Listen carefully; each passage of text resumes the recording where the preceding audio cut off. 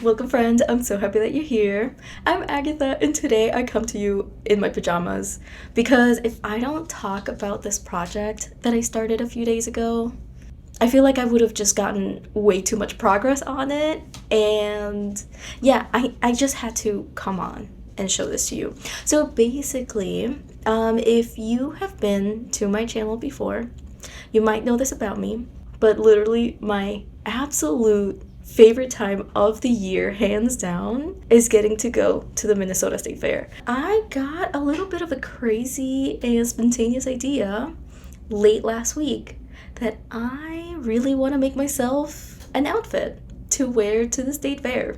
And when I came up with this idea, we were 3 weeks out from the start of the fair. As of today's the August 5th. We are just a little over 2 weeks away. This idea just kind of popped into my head and it was just kind of like marinating until I watched Passionate Kelsey's video where she made a dress the day before a hosier show that she was going to.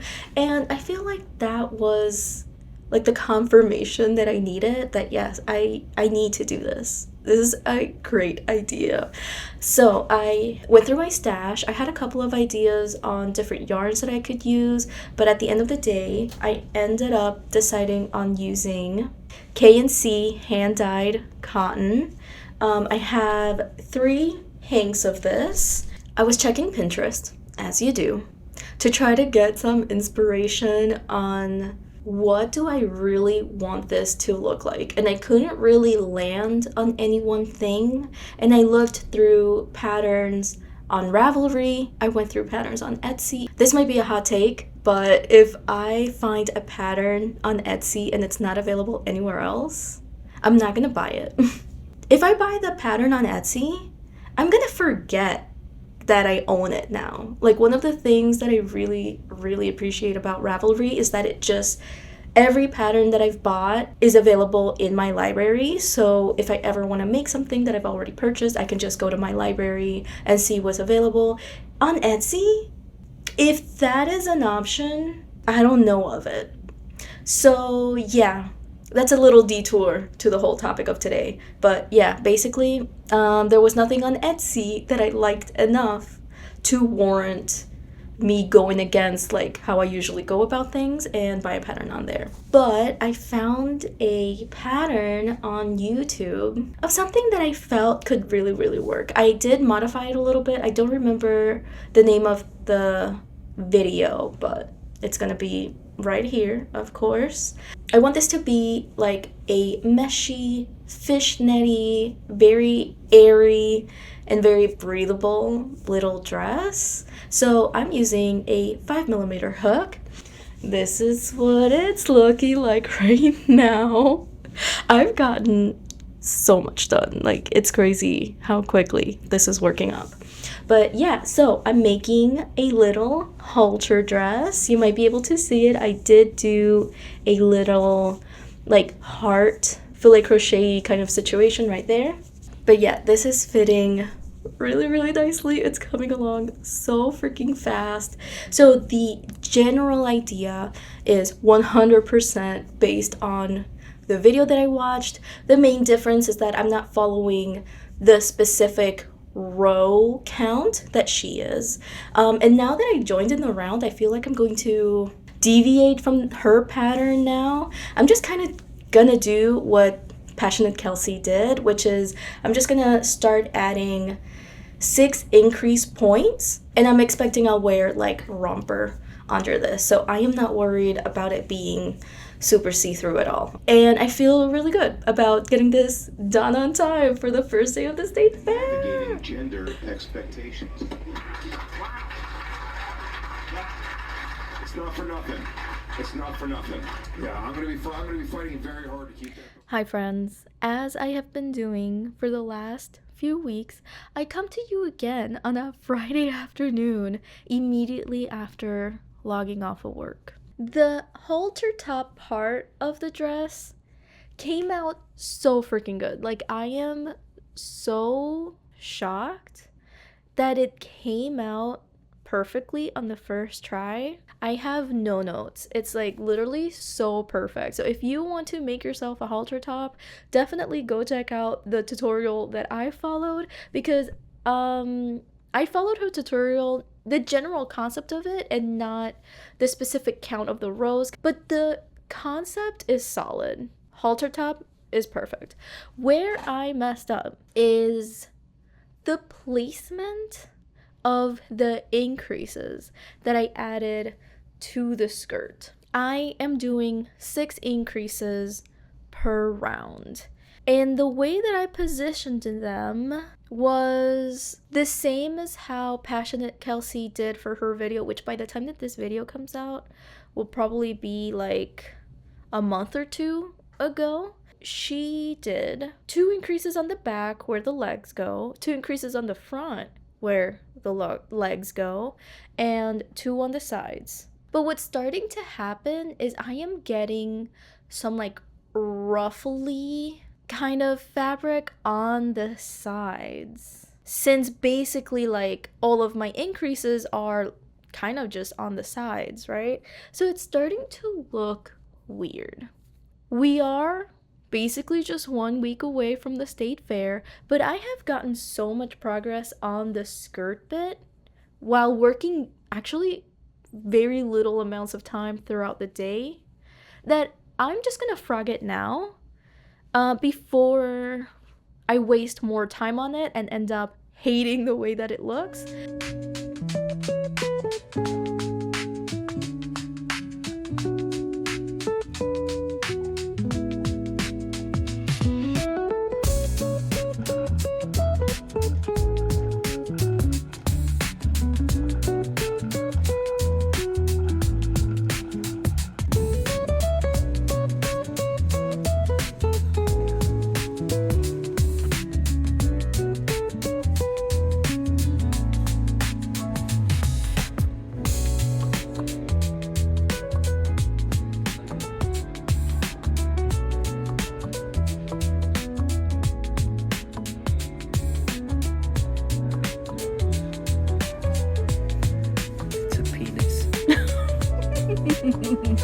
Thanks, babe.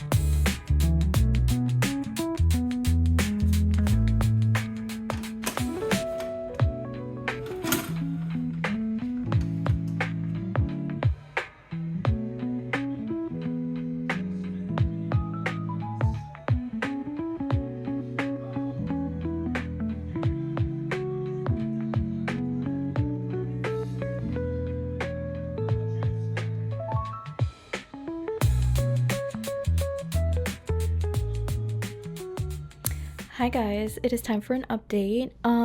Today is Wednesday, the 20th of August. Tomorrow is the first day of the state fair.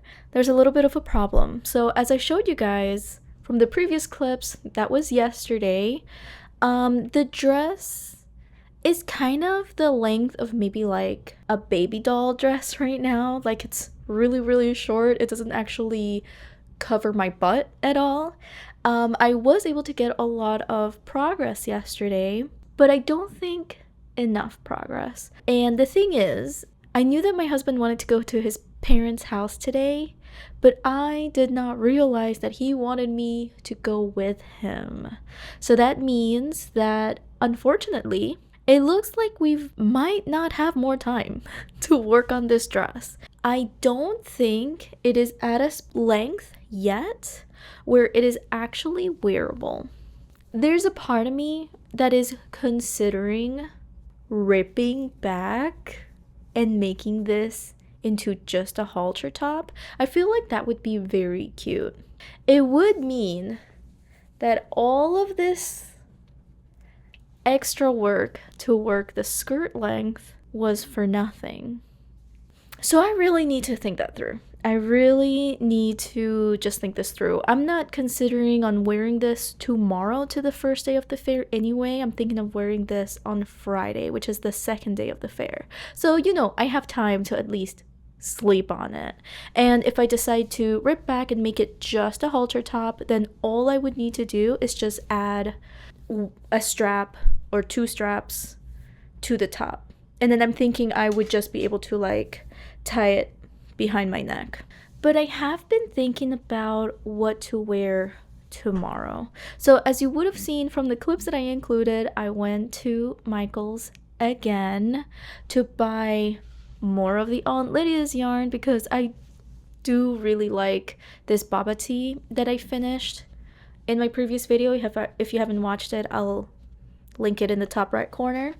But when I was looking for the Aunt Lydia's, I did not realize that Michael's has their own brand of this type of crochet thread. So the Aunt Lydia's was like $5.99 for like 350 meters or yards or something like that. I found this one, which is the Michael's brand. It is 1,000 yards. So like 3 times as much for $6.99. So I got that. Here it is. It's enormous. And I have been adding the collar to my Baba tee.